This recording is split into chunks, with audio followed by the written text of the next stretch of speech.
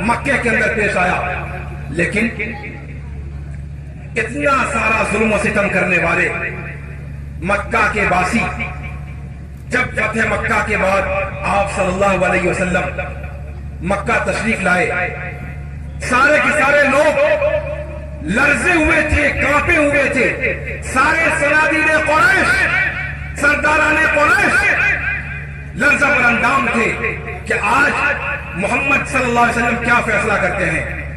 آپ تاریخ کی کتابوں کو الٹ کر دیکھیے، اسلام کی تاریخ کو سنہرے اوراق ہیں یہ. آپ صلی اللہ علیہ وسلم نے فرمایا لا تثریب علیکم اليوم، تم میں سے کسی پر کوئی گناہ نہیں ہے، کوئی گرفت نہیں ہے آج کے دن. اللہ رب العالمین تمہارے گناہوں کو بخشے، تمہاری زیادتیوں کو اوپر والا معاف کرے، میں کوئی تم سے بدلہ نہیں لوں گا. یغفر اللہ لکم. اور یہی نہیں بلکہ کفار مکہ میں جو بڑے بڑے سرداران تھے، آپ صلی اللہ علیہ وسلم نے ان کے سماجی اسٹیٹس کا بھی خیال رکھا. آپ صلی اللہ علیہ وسلم نے فرمایا کہ جو ابو سفیان کے گھر میں داخل ہوا اس کو امان ہے. یعنی ابو سفیان جو خود امان کے ڈر سے، امان کا خوف اس کو خوف تھا کہ اللہ کے رسول صلی اللہ علیہ وسلم اس کے ساتھ ظلم و زیادتی کریں گے. اللہ کے رسول صلی اللہ علیہ وسلم نے نہ صرف یہ کہ اس کو امان بخشی بلکہ یہ بھی کہا کہ ان کے گھر میں پناہ لینے والے کسی بھی شخص کے ساتھ کوئی زیادتی نہیں ہوگی. یہ آپ صلی اللہ علیہ وسلم نے ان کے سماجی رتبوں کا، سماجی اسٹیٹس کا بھی خیال کیا. آج اسلام کو کہا جاتا ہے کہ اسلام کے اندر ظلم و زیادتی کی گئی ہے.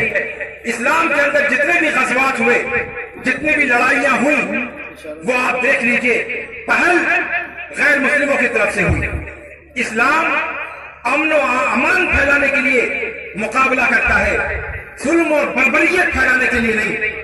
اسی لیے پوری اسلامی تاریخ کے واقعات میں جتنے شہید آپ کو ملیں گے، جتنے لوگوں کو قتل کیا گیا، اگر آپ اس کو جوڑیں گے تو چند سو سے تعداد متجاوز نہیں ہوگی، چند سو سے.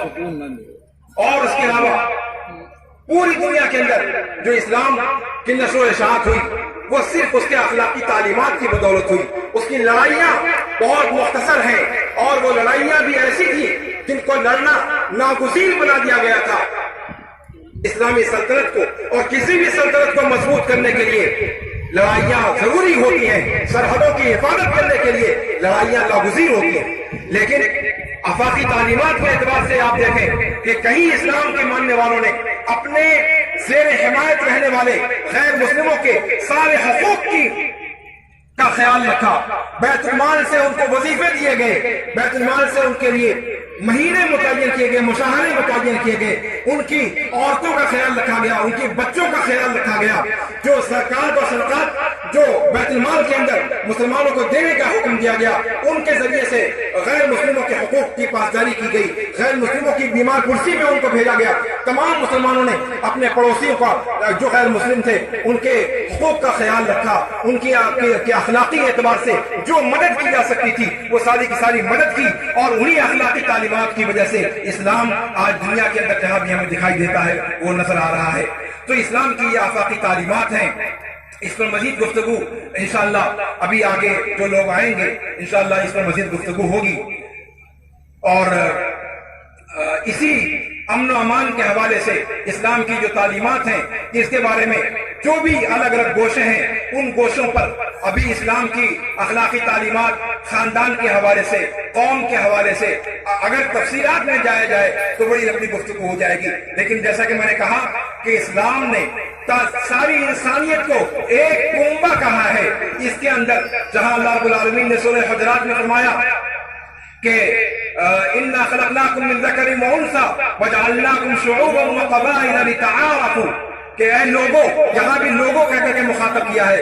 مسلمانوں کو صرف خطاب نہیں کیا، پوری انسانیت کو خطاب کرتے ہوئے کہا گیا کہ اے انسان، دنیا کے انسانوں، اے دنیا کے باسیوں، ہم نے تم کو ایک مرد اور ایک عورت سے پیدا کیا. بار بار یہ حوالہ دیا جا رہا ہے تاکہ ہم اس چیز کو سمجھیں کہ دنیا کے جس خطے کا بھی باشندہ شخص ہے وہ ایک بھائی اور ایک بہن کی طریقے سے ہے. یہ سارے کے سارے انسان ایک ماں اور ایک باپ کی اولاد ہیں، آدم اور حوا کی اولاد ہیں. اس بھائی چارگی کے رشتے کو کبھی نہ بھولیں. فرمایا کہ ہم نے ایک ماں اور ایک باپ سے پیدا کیا اور یہ الگ الگ قبیلے اس لیے بنائے کہ تم آپس میں ایک دوسرے کو پہچانو. اس لیے نہیں بنایا کہ ایک دوسرے کے ساتھ دست غریبہ ہو جاؤ, ایک دوسرے کے ساتھ لڑائیاں شروع کر دو, ایک دوسرے کے ساتھ وطن کے نام پر, قوم کے نام پر, مذہب کے نام پر, زبان کے نام پر یا پھر سماجی طبقات کے نام پر. یہ سب بدبودار پودے ہیں جن کو اسلام نے جڑ سے اکھاڑ پھینکا ہے. آپ جانتے ہیں کہ جب مدینہ کے اندر آپ صلی اللہ علیہ وسلم تشریف لائے, اس زمانے میں جو جنگیں 100 سال سے جاری جنگیں تھیں اور وہ جنگیں اسی چیز کی تھی. اس قبیلے کی لڑائی اس قبیلے سے تھی, اس قبیلے کی جنگ اس قبیلے کے ساتھ تھی. اوس اور خزرج کی لڑائیاں, بغاز کی جنگ اور اس طریقے سے اور جو جنگیں جن جنگوں کی شکار ہزاروں افراد ہو چکے تھے, آپ صلی اللہ علیہ وسلم نے آ کر کے سب کو بھائی بھائی کے رشتے میں پرویا. تو یہ اسلام بھائی بھائی کے رشتے میں پرونے کے لیے انسانوں کو آیا ہے, انسانوں کو آپس میں ایک دوسرے سے لڑانے کے لیے, ایک دوسرے سے دست غریبہ کرنے کے لیے نہیں آیا. نہ گورے کو کالے پر فوقیت, نہ کالے کو گورے پر فوقیت, نہ سماج کے کسی خاص طبقے کو کسی خاص طبقے پر کوئی فوقیت. اگر فوقیت ہے, ان اکرمکم عند اللہ اتقاکم, پوری انسانیت میں سے تکریم, پوری انسانیت کی تکریم ہے, لیکن ان مکرم لوگوں میں سے سب سے مکرم ہے وہ شخص جس کے اندر سب سے زیادہ اوپر والے کا تقویٰ, اوپر والے کا ڈر موجود ہے. یہ اسلام کی تعلیمات ہیں. میں اپنی بات کو اسی اللہ رب العالمین کے ارشاد کے ساتھ ختم کرتا ہوں اور اللہ رب العالمین سے دعا کرتا ہوں کہ اللہ رب العالمین ہمیں توفیق دے کہ ہم اسلام کے آفاقی تعلیمات کو نشر کر سکیں, اپنے بھائیوں تک پہنچا سکیں اور خود اس کے اوپر عمل کر سکیں. سب سے بڑی ٹریجڈی یہی ہے کہ آج ہمارے غیر مسلم بھائی اسلام کو غیر مسلمانوں کے رویوں میں دیکھنا چاہتے ہیں, اور یہ ہماری ٹریجڈی ہے کہ اسلام دھرم کے طور پر تو بغیر داغ کے ہے, بے داغ ہے, لیکن جب مسلمانوں کے آئینے میں اسلام کو دیکھا جاتا ہے تو وہ داغ دکھائی دیتا ہے. اللہ رب العالمین ہم مسلمانوں کو اپنے اسلام کی تعلیمات پر عمل کرنے کی توفیق عطا فرمائے. اقول قولی ھذا واستغفر اللہ علی.